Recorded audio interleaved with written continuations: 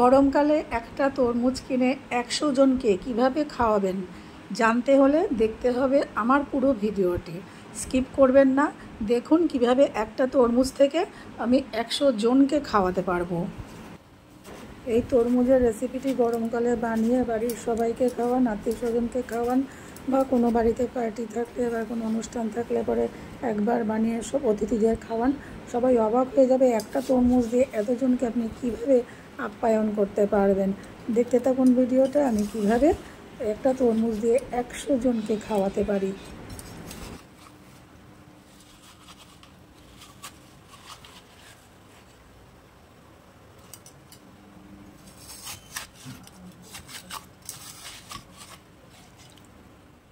এবার এই তরমুজটাকে আমি পেস্ট করে নেব, রস বার করে নেব।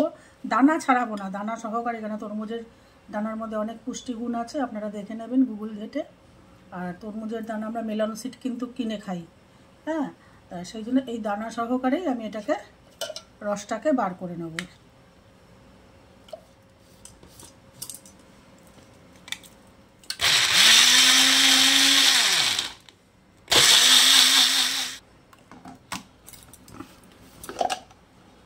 এই যে আমি রসটা বার করে নিয়েছি। এই রসটা আপনারা ইচ্ছা করলে ছাঁকতে পারেন, আমি ছাঁকবো না, এই পাল্পটা আমার ভালো লাগে, সেই জন্য এইভাবেই আমি রাখবো। এই যে ইচ্ছা করলে আপনারা এরকম ছেঁকেও নিতে পারেন, কেননা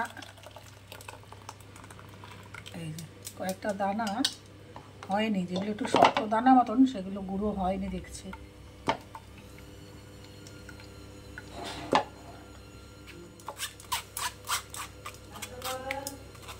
আমি ছোট গ্রাইন্ডারটাতে করলাম তো জুসটা, সেজন্য এই বড় মোটা মোটা দানাগুলো না হলো না গুঁড়ো। এগুলো আপনারা ফুড প্রসেসরে করলে পুরোটাই সুন্দর গুঁড়ো হয়ে যাবে। এই যে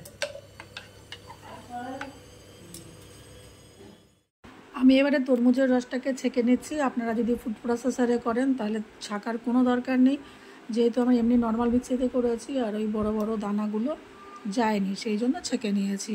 আমি একটা গ্যাসে প্যান বসিয়েছি, প্যানটা একটু মোটা গেজের নেবেন যাতে তলাটা না ধরে যায়। এবার এই পুরো তরমুজের রসটাকে আমি জাল দেব।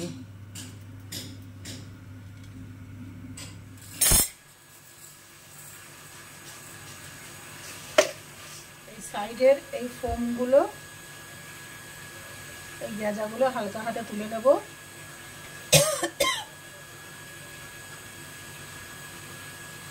আচ্ছা, এবারে যেটা করব সেটা আপনারা আপনাদের স্বাদ অনুযায়ী কতটা মিষ্টি খাবেন, বা এর পরেও আপনারা মিষ্টি অ্যাড করতে পারেন এটা তৈরি হয়ে যাওয়ার পরে। আমি এখানে এই 1 বাটির একটু কম, এখানে 200 গ্রামের মতন আছে, দিয়ে দিচ্ছি। এবার এটাকে আমি আবার জাল দেবো মিনিট 5। আমি এটাকে জাল দিয়ে মানে ফুটিয়ে ফুটিয়ে অনেকটা কমিয়ে নিয়েছি, আর একটু ঘন হয়ে গেছে দেখে বুঝতে পারছেন। এবারে এর মধ্যে দিয়ে দেবো হচ্ছে লাল কাশ্মীরি লঙ্কার গুঁড়ো, দিয়ে দেবো সামান্য একটু রেগুলার যে লবণ সল্ট সেটা দিয়ে দেবো। এবার এটা আরেকবার ফুটিয়ে আমি গ্যাসটাকে বন্ধ করব, তারপরে চলে যাব পরের স্টেপে।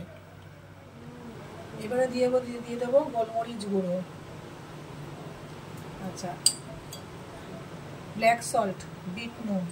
এটা যেহেতু একটা কনসেন্ট্রেট মতন তৈরি হচ্ছে, লবণ, তারপরে গোলমরিচ গুঁড়ো, চিনি একটু মাত্রায় বেশি থাকে পরিমাণে।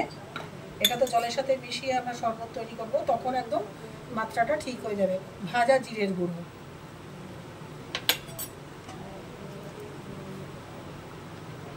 ব্যাস। এবার এটাকে ঠান্ডা করে দেবো, আর ফুটাবো না, মশলা দিয়ে আর ফুটাবো না, তাহলে রংটা কালো হয়ে যাবে।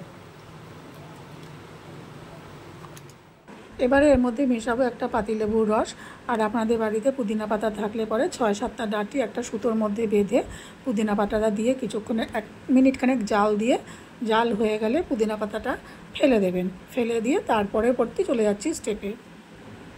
আমি পান্নাটাকে পুরো ঠান্ডা করে নিয়েছি, এরকম একটু ঘন ঘন হয়েছে। এবার এটাকে আপনারা কাচের বোতলে বা কাচের আমার মতন এরকম কাচের জারে স্টোর করে নিতে পারেন।